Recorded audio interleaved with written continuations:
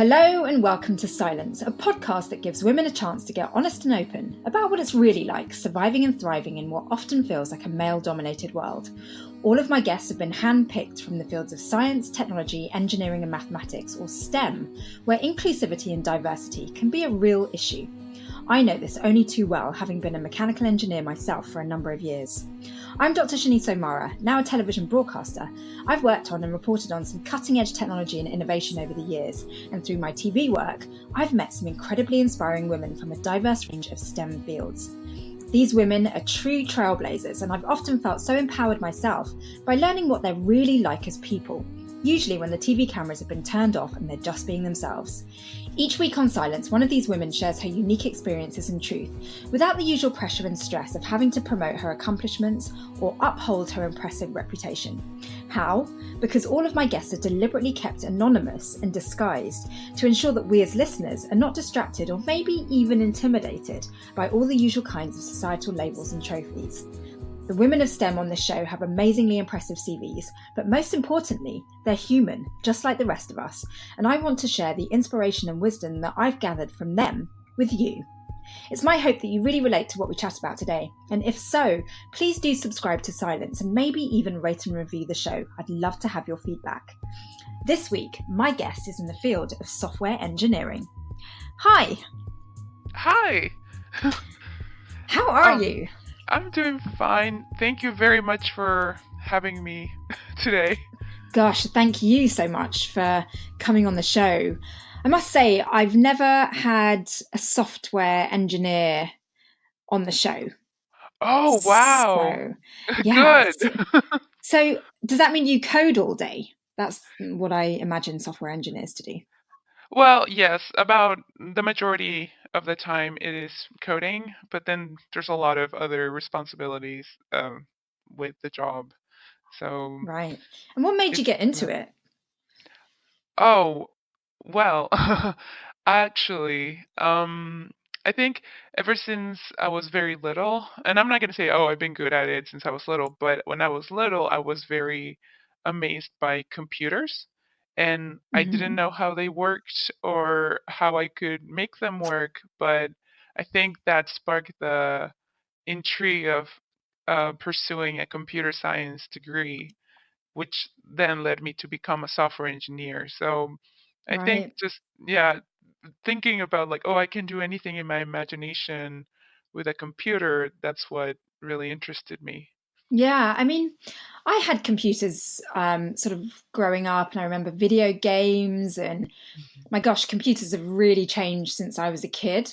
But I never had that sort of intrigue to sort of figure out how they worked. Like, why was your interest kind of on another level to most kids that have computers around their home? I think I've had that without knowing that little scientist type of mindset of like why how but why like very like Yeah. how does that work, and I have definitely been very inspired by also animated cartoons and films, like the ones like growing up, that was like the next big thing, like the animated by computers films. So I think that was definitely one of the main triggers for me. Mm. Yes, so I think that might be, I don't know, it might be that difference. Some people are ask more questions about maybe cooking or Yeah. electronics, but I was like, how do I do that in a computer? Yeah. I mean, Yeah. I don't understand what kind of questions you would have come up with that, because for me, computers just worked. I didn't like you put batteries in or you plug it to a wall. Um, and that for me was as far as my questions went when it came to computers, because with computers, everything's kind of like dots and zeros and binary code. And so as a kid, I couldn't touch it, I couldn't break it. So, you know, I couldn't, it just was beyond me.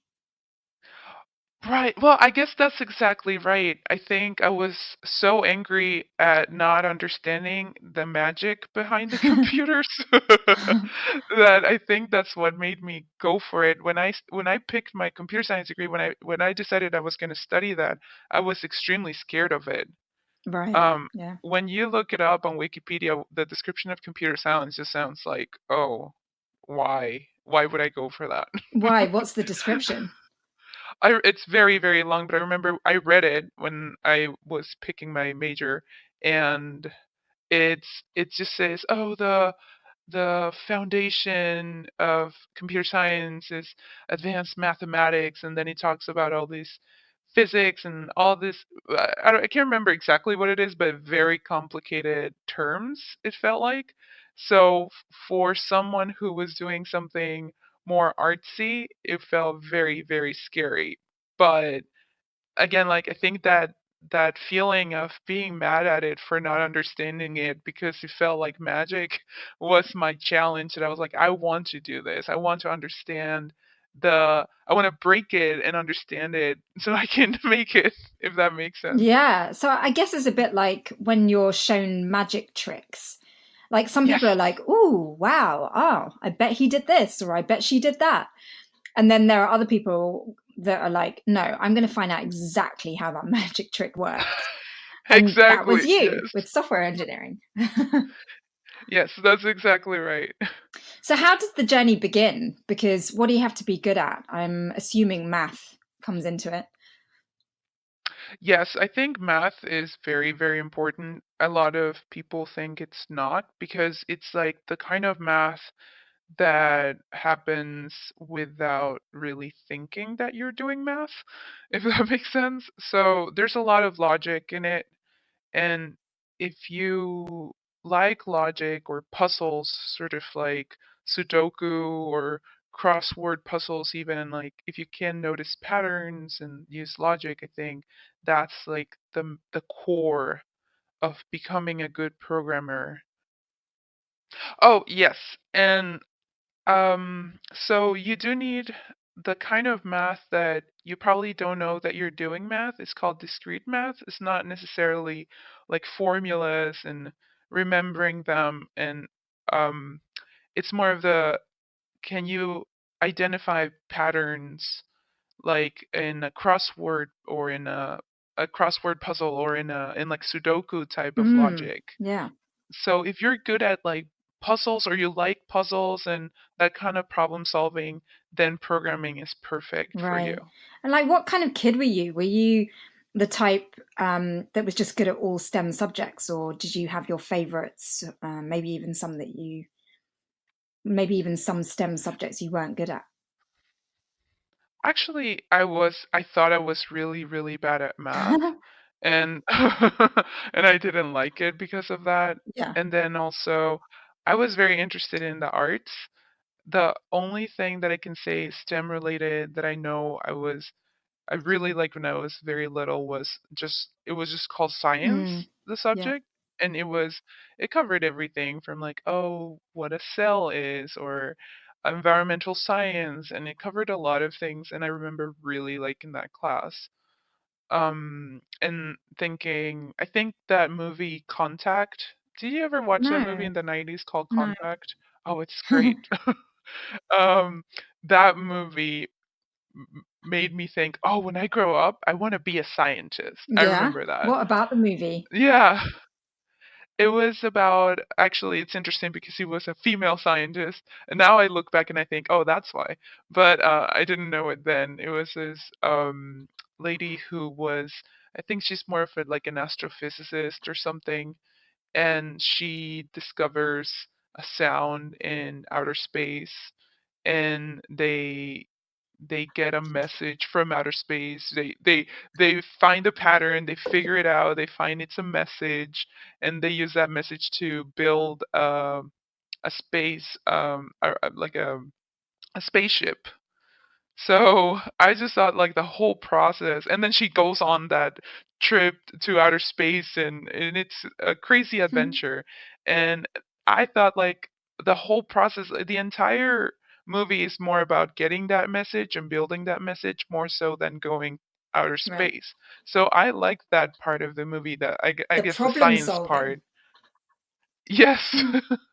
So I that movie, it's so weird that that movie was one of my favorite movies growing up, and I was very little, like probably 8 or so. Wow. It's so important to have those kinds of influences, right? Where like you're watching that women can do what is typically quite male oriented, I guess. Yes, I completely agree. I don't even know how many other space movies I watched when I was little, and I can't remember them. The only one I remembered was that one.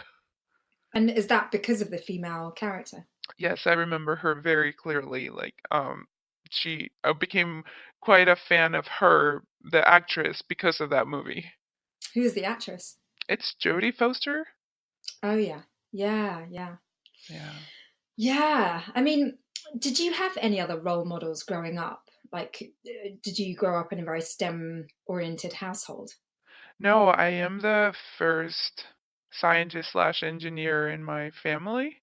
Oh wow. Yeah, Congratulations. thank you. So growing up, I was not exposed to any of this, and I didn't know that could be a career even. So Gosh. That's so brave of you then to choose something out of your kind of comfort zone. definitely outside of my, that's why I Googled it and I saw it on Wikipedia and I was like, oh, am I gonna really do computer science? Yeah. So, what was giving you the courage to tread on territory that had been never been explored before? I think the challenge aspect of it, um, I think I was ready to challenge myself with something I didn't know anything about. And since I was very intrigued by it, I just took on it like, like in a rodeo. I took the bull by the horns and I was like, I'm just gonna do it. Yeah. Right. Yeah. I mean, I'm actually blown away by your brave kind of drive Oh, thank you. to discover a subject that, hadn't been studied before. Um, I mean, that takes a lot of guts. So you must be quite a tenacious character then. Thank you. I guess I had not thought about it that way, but I thank you. I appreciate it. Um, yeah. So how has it worked out? Like, are you glad you chose it? Have there been regrets? Has it been difficult? Has it been easy? What's the journey been like? Oh, it's been quite a journey.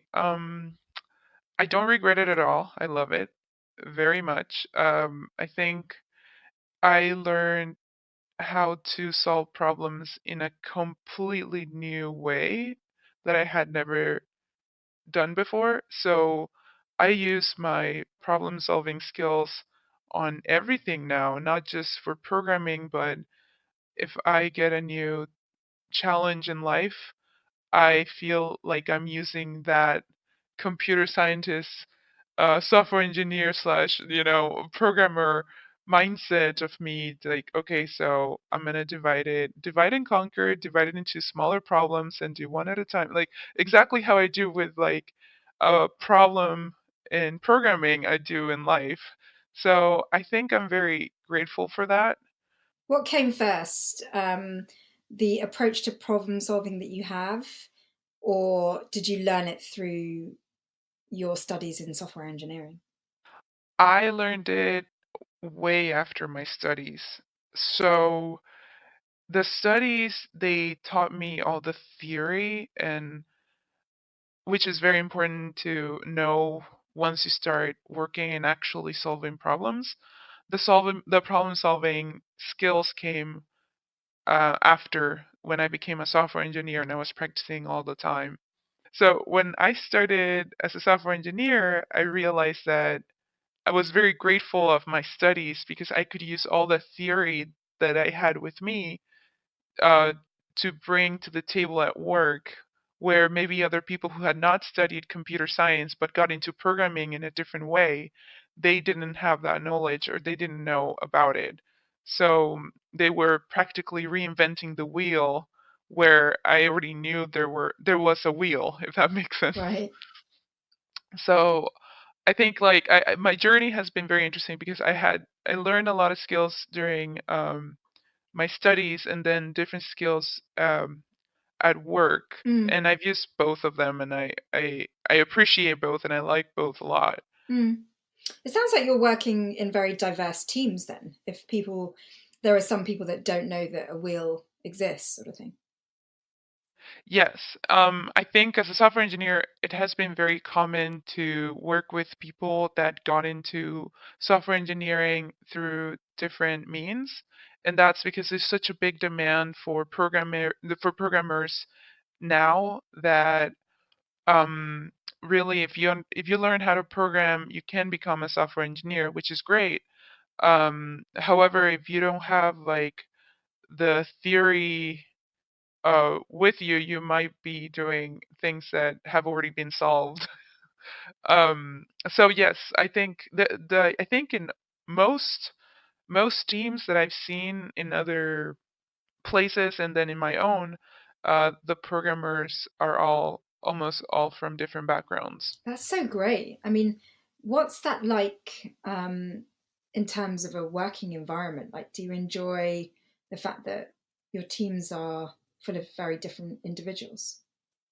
I love it. I love it very much because I learned so much through them. Mm, And so, like, if there's someone who had more of like an electrical engineering type of background, mm, and then I can learn through them what they studied, which is also can be very closely related to even how computers are built and how they work. It's just more in the hardware side or like the electrical side.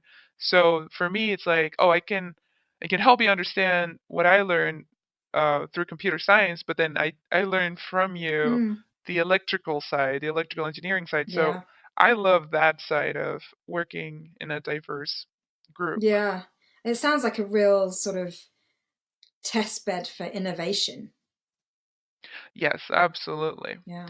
Um, Although sometimes I do think like maybe it would be nice to have more computer scientists because there can be many times where maybe um, there's like an architectural design decision, and if there are not enough like computer science voices, we may be overruled, and maybe some of the decisions are not the best for the product. Hmm. Interesting. Yeah. Mm. So, in terms of diversity, it sounds like people's backgrounds are varied. But what about sort of inclusivity of like different races, genders? What are the balances like there? Oh, well, I'm so glad you brought this up. Well, I think there's not enough diversity when it comes to gender. There's more men to female ratio. Mm, I'm not too bothered by that, but when it comes to inclusivity, I think there's a lot of competition, and it can become very negative. But the what I've gotten it the most from, unfortunately, has been from women, which makes no sense to me. But that's so interesting. yeah, so it's been very interesting how unfortunately women seem to be stepping over other women Ooh, to yeah. So it's I why? think that Because there's so I few places for women within software engineering? I I think so. I think it really stems from insecurity where they feel like they might need to earn that spot Yeah. where they are, and they want to prove that they are smarter than the other Mm. woman. Yes, so it gets very complicated. I feel like that kind of culture exists around workplaces that have a quota. So if there's a quota for the number of women that they hire, then yes, it gets really competitive. But no one ever really knows whether there is a quota or not.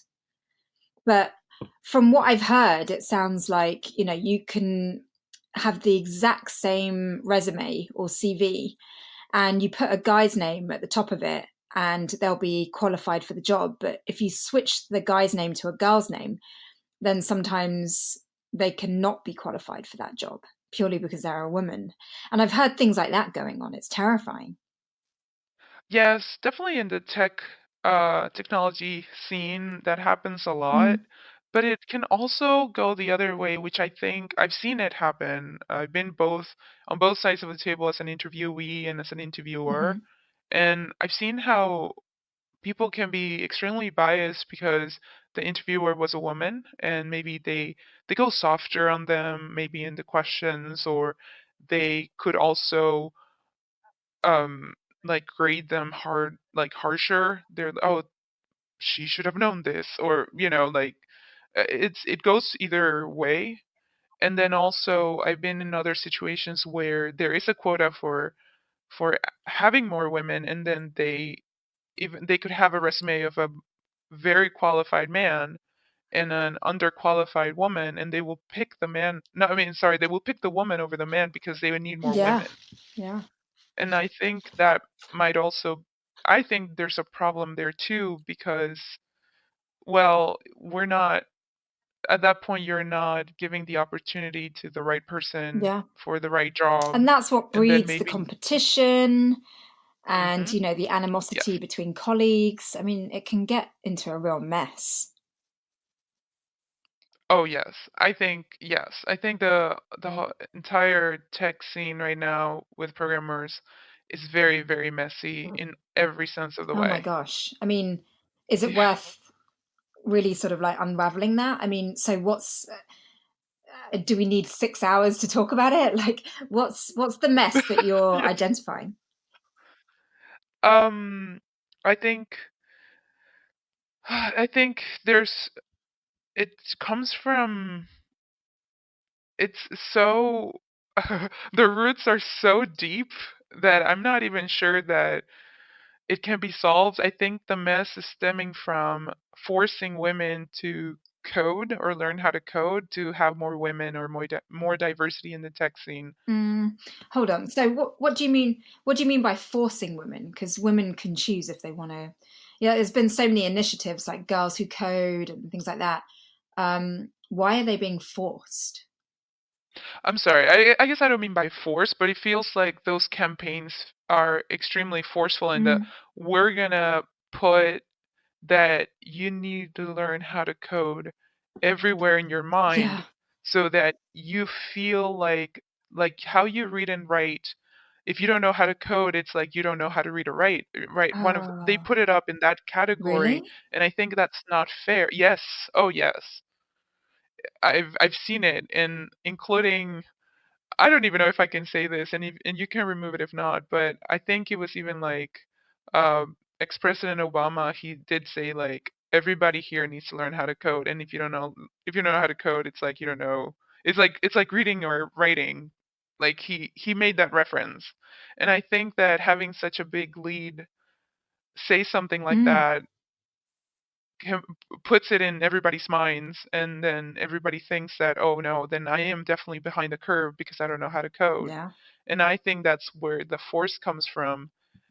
I don't think we've ever said, oh, you need to learn how to read, you need to learn how to write, and also you really need to know how to read like law lingo. Yeah. If you don't know law, then you can't read or write. And I think, no, you cannot force law into people. If you don't like law, you don't want to go into law school, you're fine.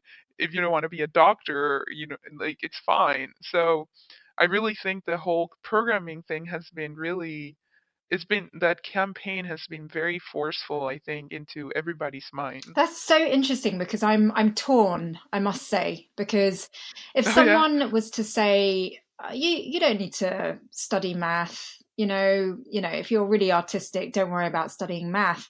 I think that would be really sad that you would get pupils graduating from high school without mathematical skills. And so the idea of Mhm. actually you know allowing all pupils to have a basic understanding of coding is really exciting. So it's interesting that you Okay, see it yeah. as, you know, because, people graduate from high school with a really bad understanding of math. Hmm. And so those that are not really that interested in coding can graduate from high school with a really bad understanding of coding. So, I agree with that. I think that sure, coding should be exposed to mm, people, and should they choose to do it, that's yeah, fine. And I do think like having computer science or programming classes in high school or even middle school, it's great. And then it's their yeah, choice. I just I just feel torn about the whole situation where if we say that if you don't know how to code, then you're almost like I don't know, like I mean, underqualified or when you put something. code in, yeah, you're not like a normal Right. person. It's like reading or writing. Then I think that's a problem. Mm. Yeah, it's a tricky one. It's a really, really tricky Yeah. one because I didn't grow up in that era where coding was essential. And now when people talk about coding, I'm just like, say what now?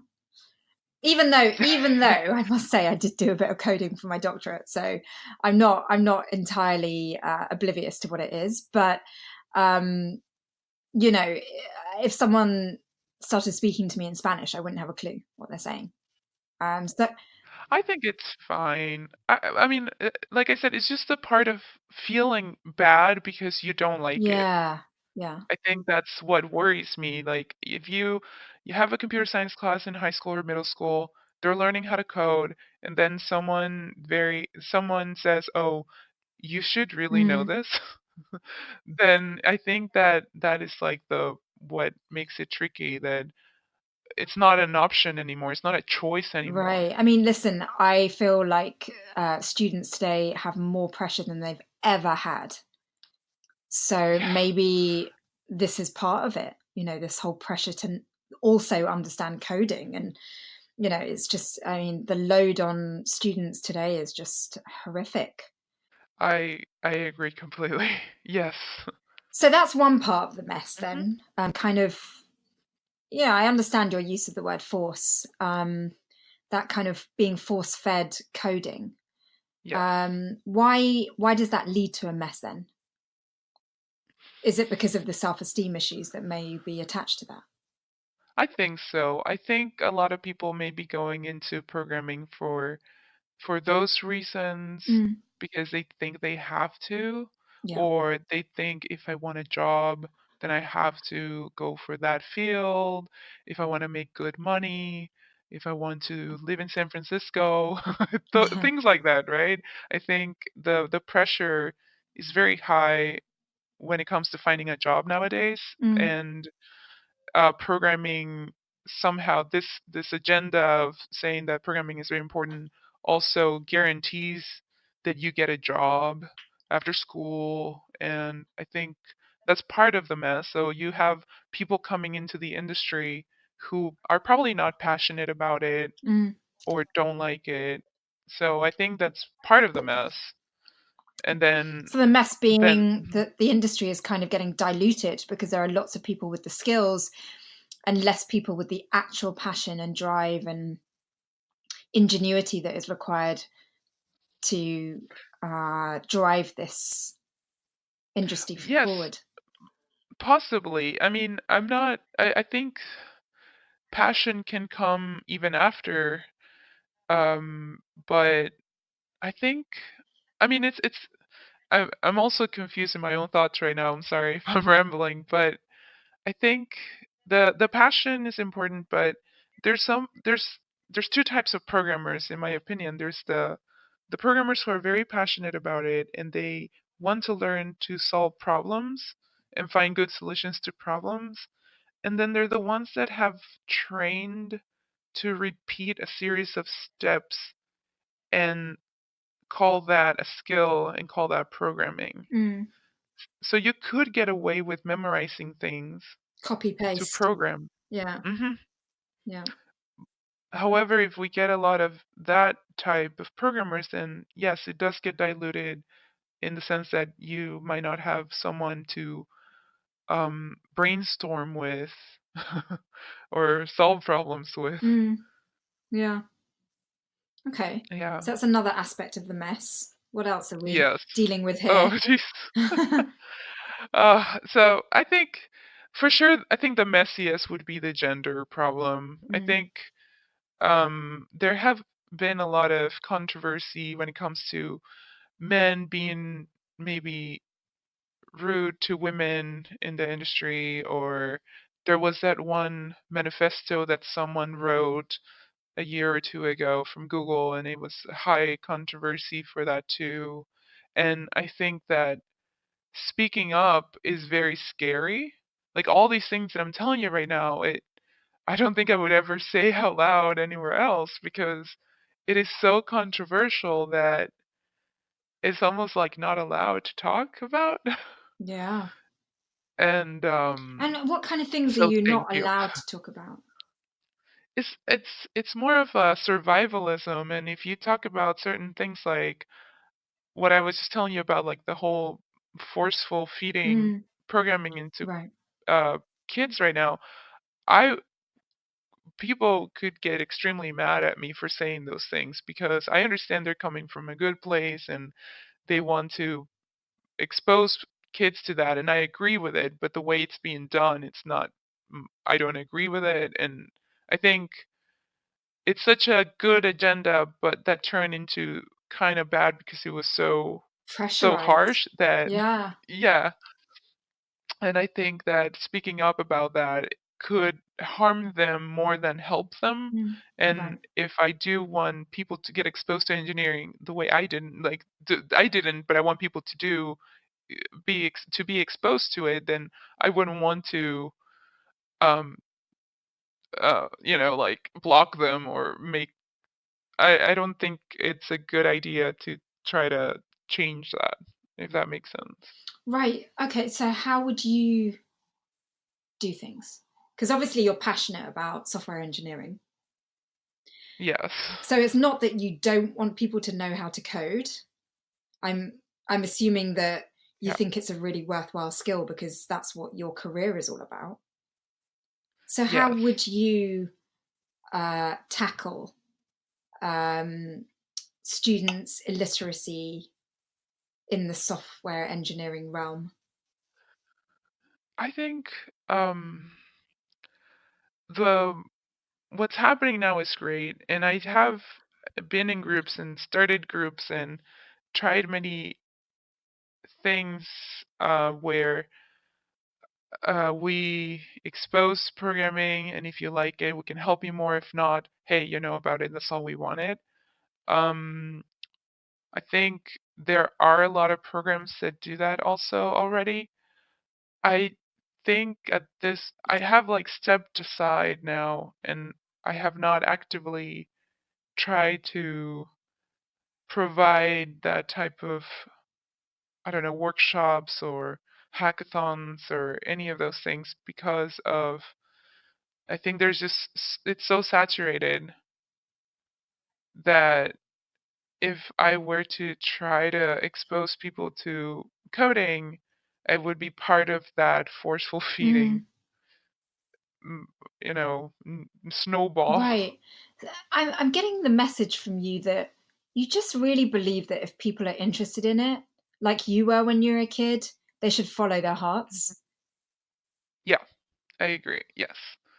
I think it's something that even if, I mean, I went into it and I didn't know anything Mm, about coding when I was yeah, little. So if you have the intrigue of how things work and you really want to figure it out, you will end up doing it, I yeah. think. Maybe not everybody, I'm not sure, but if if you're intrigued by it and you end up doing it, then I think that's good. If you were exposed to it, that's great too, because now you can ask more questions. I think I'm just very conflicted about today's world. Right. I guess, yeah. Oh, you and me both.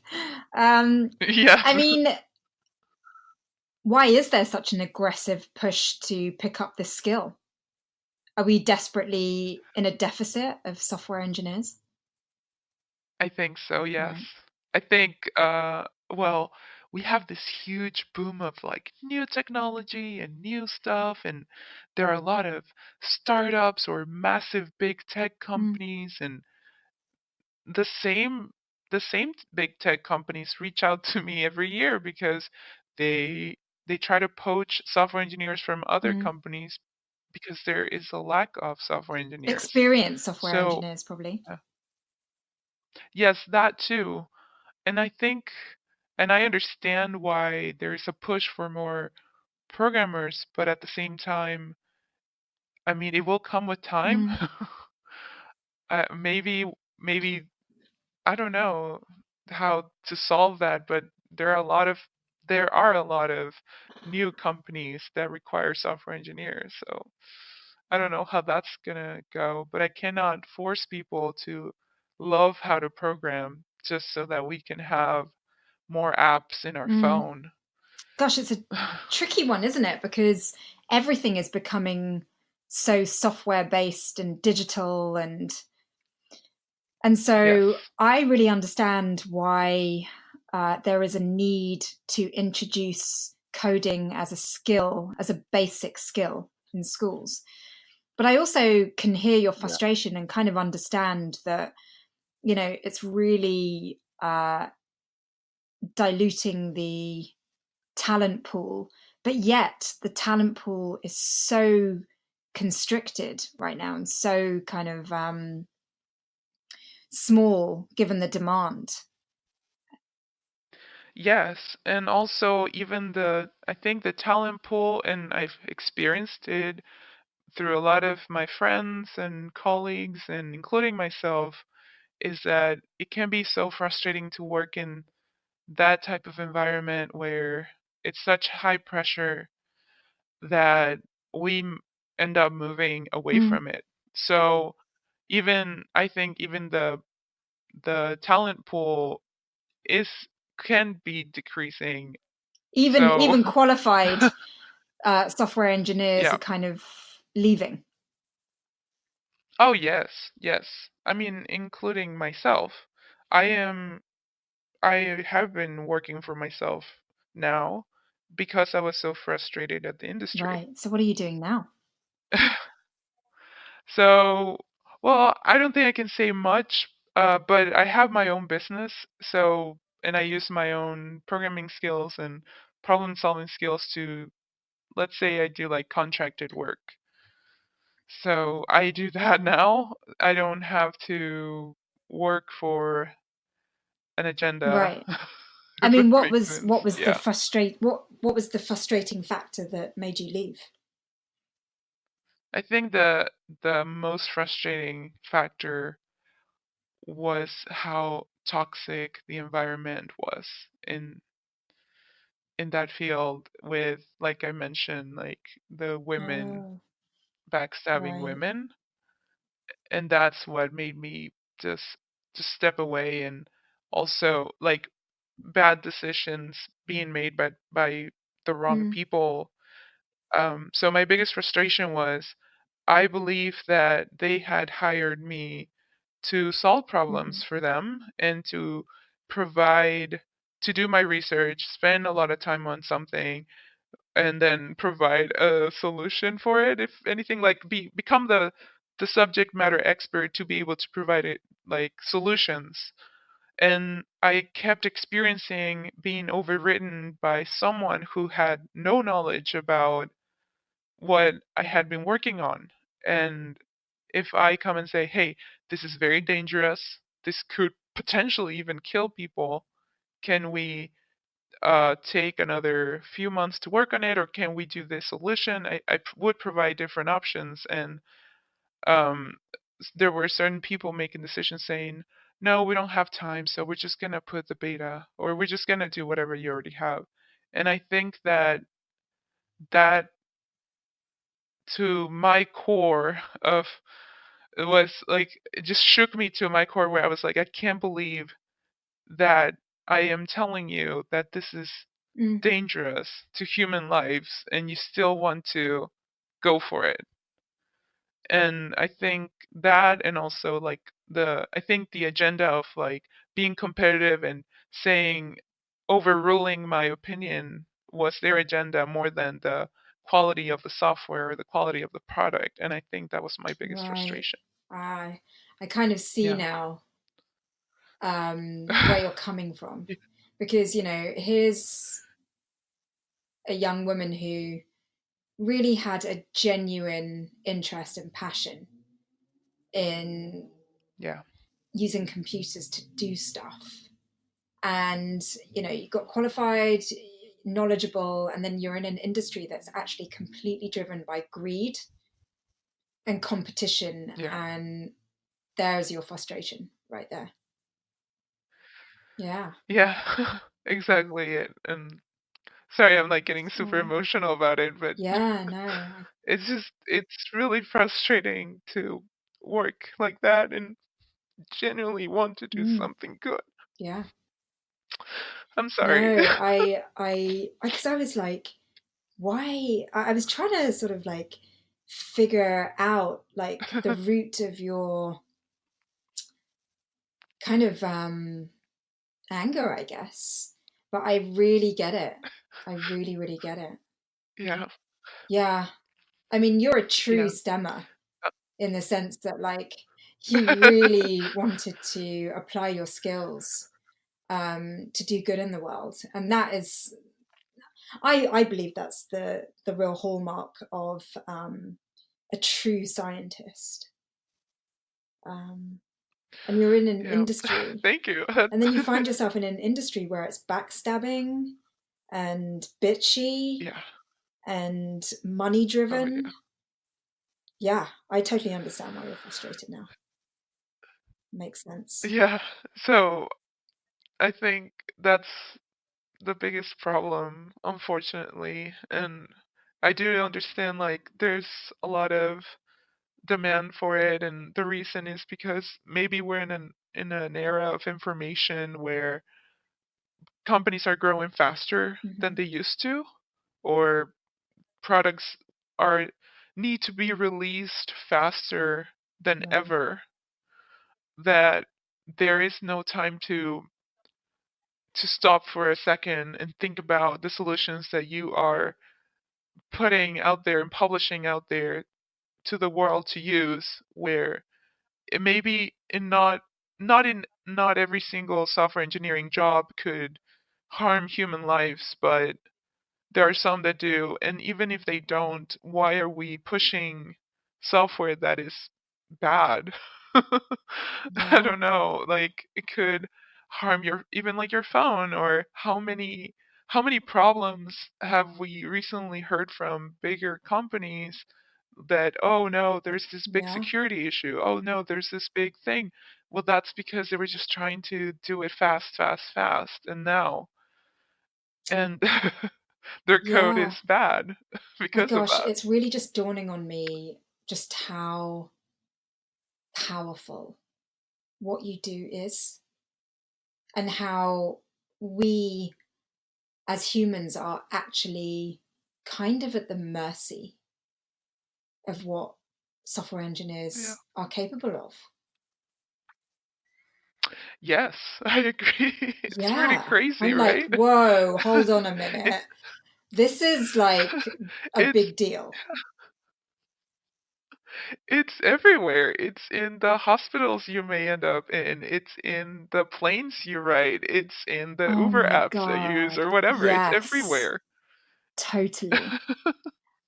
I mean, I really Yeah, and understand now, like why it's like, don't just tell everyone to code. Like we should be teaching the morals and the ethics of learning to code, because yes, otherwise this can get out of hand. 100% agree. Yes. And we are at a point where I think you might lose the people who are genuinely interested in creating good software People like because of you. that. Because I thank you. I agree. I think I was good for that specific thing, and it was the hardest decision, probably the hardest decision of To my leave. life to to leave. Basically felt like jumping ship of a sinking ship, because I could stay and try to save it, but at that point I was like, it's it's no. If they continue to make decisions this way, to me it is a sinking ship. It might not look like it to the people in it or the people around it, but I know it's gonna sink, Yeah. basically. So, what was the So, solution you found? Like, I can totally understand your reasons for leaving. My heart mhm. is kind of breaking for you because I can just hear how authentic you are within your industry and it hasn't been appreciated. But what what's the solution you found to all of this mess?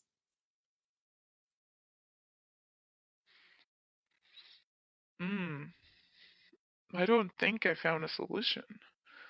I think I had to, for my own mental and physical health, was my solution was to step away from it and uh, take a break from that industry and do my own projects, work for myself, hopefully for a few years. And then if I feel like I could go back into it, Mm. I might. But I'm at a point where I actually consider going into like Do law something school else. or changing Yeah. my career Wow. completely. Yes. Yeah. It got to the point where the meetings where I was arguing to a level at those meetings that I was like, wow, I actually could be a lawyer Right. at this Yeah. point. I mean, Yeah. in some ways, life kind of points you in different directions, and steering off the path can often feel really, really painful. But if you stick with it and Yeah. stick with the challenge and resistances, you end up trailblazing. So you may be a total trailblazer. I that would be amazing. I think right now, um, I'm trying to hopefully inspire others that solving problems in engineering can be fun and go from Yeah, there. I don't, yeah, I think I don't want to say too much about what I sure. do because, that will triangulate back Yeah, to of me. course. But I think you kind of know that the stuff that I've been working on is like my solution to the problem is not force feeding how to code to people, but more like, hey, by the way, this really cool thing that you see here, oh, it used math and there was problem solving to it. And if you wanted to do something like that, you could get into it by understanding that it requires all these things, I Mm. think. So I'm trying to do my own thing. And at this point, I don't know if it'll change the world, but hopefully will help a couple people. Maybe software engineering is heading in a direction where people will know how to kind of speak the language and churn out the codes, but there will be an entirely different pool of people like you, that will be policing it. So it's kind of like a little bit like Mm, yeah. there'll be people who are the factory workers, kind of at the conveyor belt, checking the content, or like, moving the content along. Um, but there'll be people like you that are actually part of the drive for innovation and advancement, and you know really in charge of how things change and develop and grow. I think that would be amazing. I think there is sort of a level there are levels when you're in a software engineering group, and that could be like maybe the software architect, the one that oversees everything and has like the vision and can there's code reviews and there's I think there are some rules or established methods to go about kind of like what you said. um but I think that maybe at the end of the day, even you might have like a great system for the software engineers to release good code, but if the greed comes in, like you said, or like the greed, or like the money Mm. part comes to it, and they're like, well, we don't have time to do the entire process. let's skip the Mm, quality assurance, or let's skip the code review, or let's skip whatever, that's when it becomes a yeah. problem. Yeah. So we could have, like you said, like we could have the coders who might not have a lot of the problem solving skills yet, or and then like the more of like the software engineer designer type that understands more about it, can make better code or Mm, better solutions, and then like the architect with like the yes. vision of the product, the one that keeps it like from breaking, the one that keeps it from becoming this weird Frankenstein. And then if you could guard that and make it not pop because of other external aspects to it when it comes to like money or releasing or being the first ones out there or all those things, then it could work. And I think Mm, it can work. It's just maintaining that, hopefully, like a almost like a protective bubble around the software engineering right. processes. And does anything like that exist at the moment where there's an emphasis on, the ethics and the morality of coding? I think so. I want to believe that there are some big companies that do that. Um, Hmm. and maybe small ones, I don't know, but I think that exists, and that's why we do have really good products already, and that's why we have really cool things that we can play with now or use, and we do have something like that. I don't think it's everywhere, but if there's a lot of software engineers maybe that start doing their own thing and maybe start their own company, and then eventually Mm, could still have the mindset of a software engineer, so they do make sure that that is like the most important thing of the product. Then I've seen mm, that a lot in a lot of startups and a lot of bigger companies. I think, I mean, including like Google, the founders were both computer scientists, and they emphasize in like maintaining like the software engineers in a very creative, continuous creative process. But I mean, I haven't worked there, so I wouldn't know. But this is kind of as an external software engineer, that's what they portray, and that's what it seems like, and that's why a lot of people want to work there, actually. Um, mm. but I don't think that's the case for everybody. Put it this way, software engineering is omnipotent, and it's I've never really even thought about it, um, but it definitely feels like if unguarded, it could really spiral out of control. And the sort of the passion and the genuinity that you've displayed in this conversation kind of makes me aware that we do need people like you in the world who care about these skills being put to good use rather than um, you know to a greedy use. Yeah, or no use at all. Yeah.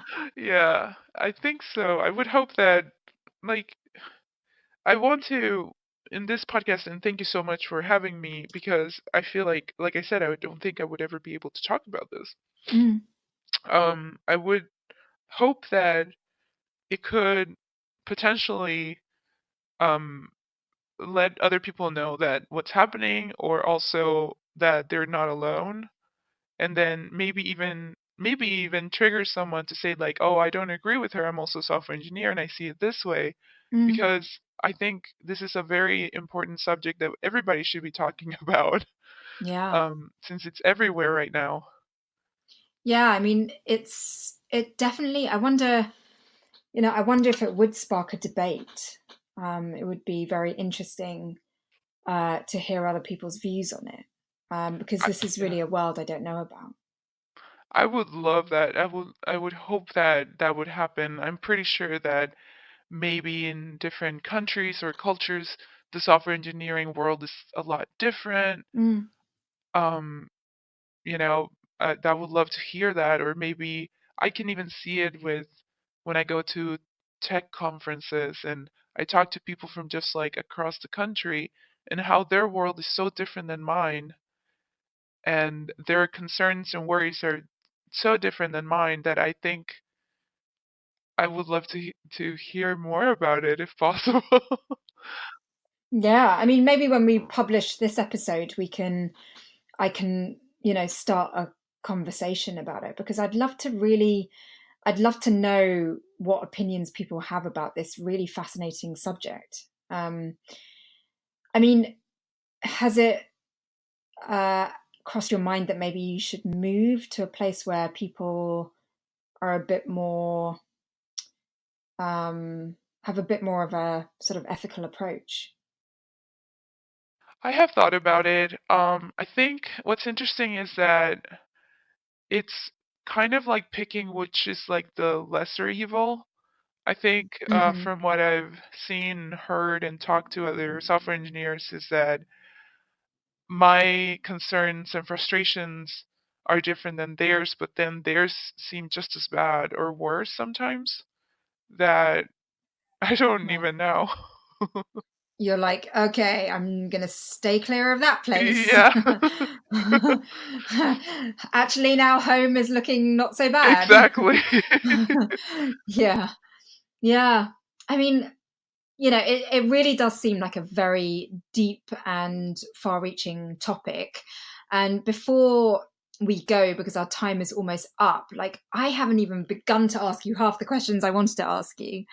Um, one of them being, being a woman in STEM, in software engineering. Um, how have you, like, do you have time to think about all the other aspects of being a woman, like sort of like family and motherhood and relationships and friends and all that kind of stuff? Like, is there enough time in your day to consider those things? Oh, no. There's I think there was a point in um when I was in that job that I was working for so many hours and also so many days of the week that there were family members that I didn't even talk to for months. And also my social life almost ended, and I would only hang out with the people that were also doing the same stuff, my coworkers or colleagues, or even like Right. I noticed that all the friends that I was having dinner with were also software engineers, and they were also talking about their frustrations. And then I realized that I didn't like that. I was like, I just don't want to talk about programming anymore. Yeah. It was everywhere. Is that typical, or is that just kind of lifestyle choice that you've chosen? I don't think I chose it. I think it had chosen me at Right. that point, where I just couldn't avoid it anymore. And it actually became a little frustrating where I'm like, if you Yeah. are at the office more than 12 hours a day and all you talk about is whatever at work, programming stuff, and then you go eat dinner with some friends that are also doing programming, and then you eat dinner and just talk about work, oh, it's not life at all. But I mean, is that seriously kind of typical of the life of a software engineer, or do you think it's just you? I I don't know. I think I've seen it happen a lot. I've seen like all the software engineers, all the people that graduated from the same class as me, they all still hang out, they all still do. And it's not because of that, like, well, of course there's friendship, but I think it has more to do with nobody else can relate to your problems or what you're talking about, so you end up Mm, gravitating to the people who can. yeah, To like yeah. you're just finding a group where you belong to, so I can see that happen. What are software engineers like typically as people? Are they really super geeky in their own little coding world? Oh, no. I mean, of No? course there's some. There's Yeah. there's all sides of it. That the spectrum is wide. Oh, good, Yeah, good. Yeah, because when people ask me that question about engineers, it's like, no, I don't have grease under my fingernails, I don't wear overalls, and I can't fix your car. exactly. No, we're not all just geek. No, I don't eat Okay. pizza, and I don't stay in the basement all day. No. Right. And so, what about motherhood? Like being a woman, having children is something that is a open opportunity to most of us. Like, is that something that you want or you don't want? Like, what's the deal with that for you? I think it's a very good question. I really wanted kids before I started working, and then when I started working, I noticed how some women who got pregnant ended up having to leave Right. because they couldn't see their babies at all. Because Mm, like one of them specifically had a baby, and she had her mom help her care of the baby when she was at work. And so she would leave for work early, the baby was sleeping, and then she would come back home late, and the baby was sleeping. right. So she had zero time with her baby. Mm, yeah. Also, there was like the maternity leave here is like tiny. It's like 4 weeks or Oh, it's something terrible. stupid like that. Yeah. Yes. So when I started working, I thought, well, I guess I'm never having babies. And then now I think I'm trying to get back to the idea of hoping maybe to have kids, but it almost felt like career suicide when I was working to have Yeah. babies. Yeah. Yeah. It's so tricky for all women, I Mhm. think. Yeah. All women that want to have careers, to figure out when exactly to fit that in. Because, it takes such a long time to get skilled up. Yeah. And once you're skilled up, you don't want to then take time out to have children. Like, you want to apply your skills to a career. Exactly. Um, Yes. and software engineering seems like an industry where if you take your eyes off it for 5 minutes, everything's changed. It almost feels like that. Yes. Yeah, So, I think with software engineering though, the good thing about it is that the skills that you've gathered, you can still apply in a lot of other like companies that are different industries, but the same skill sets are needed. like what? So for example, if you become a great, let's just say for example, like a great web developer, and you were in the whatever auto industry, and then you leave for a few years and then you want to get back, you're still a web developer. You can make websites for the fashion industry or for Starbucks or for anything. So I think Mm, like with programming you can pick it up quite easily again, and you right. can move around industries Mm, very easily. So I do see it like I'm not too worried about my future with me taking a break from it, and I've seen it a lot. A lot of people take like sabbatical years after working for a lot of years at big companies, and they say like just gonna take a break and yeah, then get back into it. And I think that's one of the things I really like about software engineering. Like you can still get back on it, no problem. right. Yeah. And so, what does having it all mean to you then? Having it all, Yeah, I think having it all would mean time.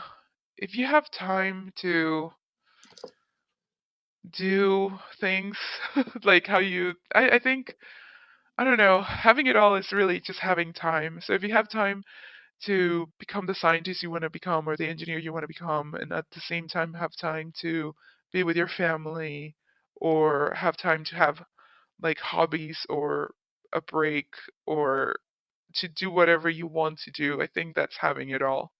mm, yeah. It sounds like balance is something that Yeah, you are striving for, um, absolutely. Yes. and achieving balance in life is takes practice.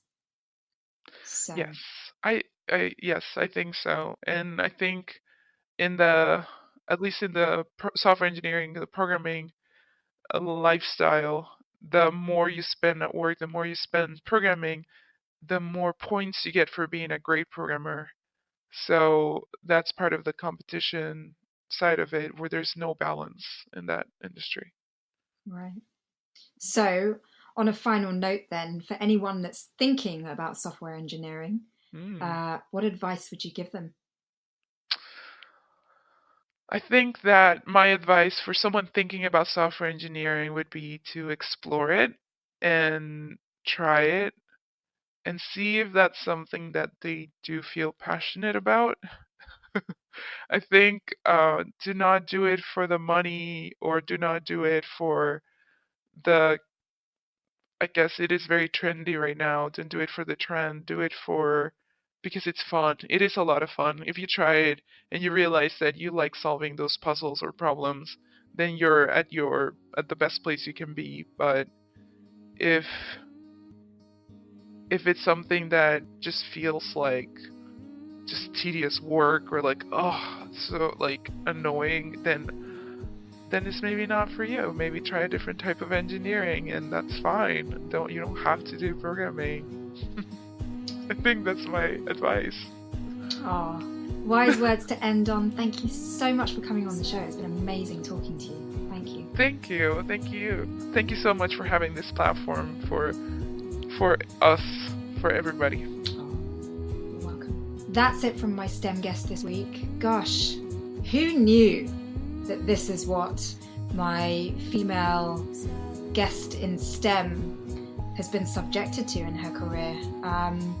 It started out so positive. I could really feel her passion and her enthusiasm for what she is doing. But yes, I guess we do live in an era where everything is software driven, and this real push for girls to code and for people to understand the coding language is really pressurizing us today. And I'm not sure that's such a good thing. What my guest has really, really communicated today is that following your heart is absolutely everything. And I hope she continues to do that, because honestly, her real authentic interest in understanding what computers do has really inspired me today, and I hope it has you too. Thank you so much for listening. Don't forget to rate and review the show, and even subscribe, and catch you next week on Scilence.